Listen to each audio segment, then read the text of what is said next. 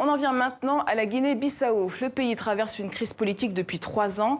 Pas moins de 7 premiers ministres se sont succédés sur cette période, dont Domingos Simoes Pereira, président du PAIGC, parti au pouvoir. Bonsoir. Bonsoir. Depuis que vous n'êtes plus Premier ministre, qui jugez-vous responsable de cette crise politique qui dure depuis 3 ans? Bon, écoutez, on peut nommer plusieurs noms, mais je pense que ça, c'est le passé.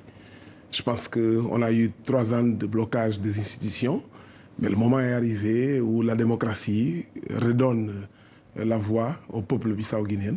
On attend que l'échéance électorale puisse clarifier définitivement qui les Bissau-guinéens chargent comme le plus responsable de la situation.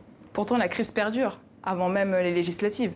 Oui, mais justement, parce que pas tous les acteurs politiques comprennent qu'en démocratie, c'est au peuple qu'il faut poser la question. Alors finalement, cette crise, elle est aussi interne au parti au pouvoir que vous représentez. Pourquoi le PAIGC vit l'une de ses plus graves crises depuis l'indépendance? Non, ça c'est l'explication que tout le monde, toute l'opposition cherche à attacher au PAIGC. Vous savez, c'est le pays qui est bloqué depuis déjà peut-être 24 ans. Par qui il est bloqué? Pour la première fois, le PAIGC a eu le courage d'affronter les problèmes, de remettre la discipline et l'ordre interne. Et qui bloque le pays aujourd'hui? Bon, je pense qu'aujourd'hui c'est très clair. C'est les éléments connus comme le groupe des 15 que finalement ont décidé de créer leur propre parti politique qui est officiel, qui est normal, mais qui se sentent toujours attachés au PAIGC. C'est un peu bizarre, non? On sort d'un parti politique, on crée notre propre parti politique, mais quand on les demande quelle est votre proposition, vous êtes là pour quoi? Non, nous sommes là pour bloquer le PAIGC. C'est un peu Et quelle est votre solution pour sortir de cette crise institutionnelle? Non, moi, d'abord, comme je viens de dire, c'est des élections. Les dernières échéances électorales étaient en 2014. Le moment est arrivé pour que la voix soit donnée au peuple bissau-guinéen pour décider. Mais je pense qu'aujourd'hui, c'est très clair pour tout le monde quel est le parti qui apporte une vision pour le pays, qui a présenté un programme qui rassemble les Bissau-guinéens, qui est capable vraiment de bâtir un pays de paix, de stabilité vers le progrès. Je pense que c'est l'assurance que le PAIGC apporte qui rend les autres mal à l'aise. Alors la politique, c'est aussi de régler les conflits sociaux. Alors ça ne manque pas, grève des fonctionnaires, grève des transporteurs. Vous avez des idées pour sortir de ces blocages, par exemple, vous? Vous savez, je pense que l'argument le plus fort, ce n'est pas quand on fait des promesses.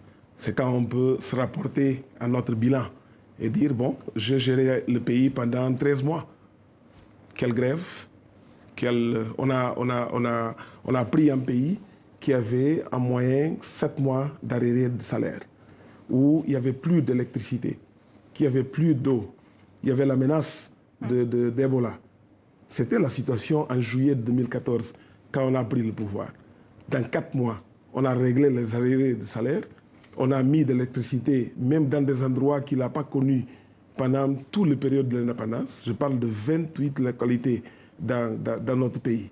On a réglé la situation et avant d'arriver à la conférence de table ronde qui s'est tenue à Bruxelles, c'est au moment où tous les Bissau-guinéens célébraient, parce qu'il y a les moyens nécessaires pour lancer l'économie, qu'on met en cause la continuité du gouvernement. En tout cas, aujourd'hui, les Bissau-guinéens sont inquiets. Ils sont descendus dans la rue parce que le recensement électoral connaît des retards. Ils demandent plus de transparence. Pensez-vous quand même que toutes les conditions seront réunies pour un scrutin crédible et transparent en novembre pour les législatives? Écoutez, ça c'est une... Vous savez, il faut prendre les choses au sérieux. Quand on fait des élections en avril 2014, tout le monde était au courant que normalement, une nouvelle élection doit être convoquée pour avril 2018.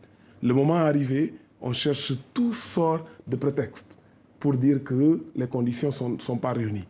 C'est ce qu'estiment certains Bissau-guinéens. Oui, il faut créer ces conditions.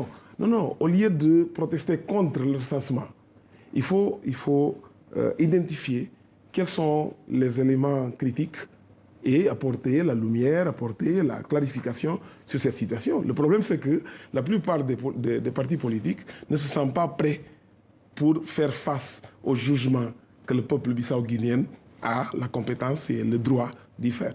Quelques mots, l'élection présidentielle est prévue dans quelques mois. Vous serez candidat? Non, aujourd'hui, on parle d'élection législative. Je suis le président d'un parti politique dans un système qui est semi-présidentiel. Une fois. Donc, ce n'est pas prévu pour l'instant? Oui, on ne parle pas de ça pour l'instant. Merci Domingos Simões Pereira, ancien Premier ministre. Merci d'avoir répondu aux questions de TV5 Monde. Merci, mon plaisir.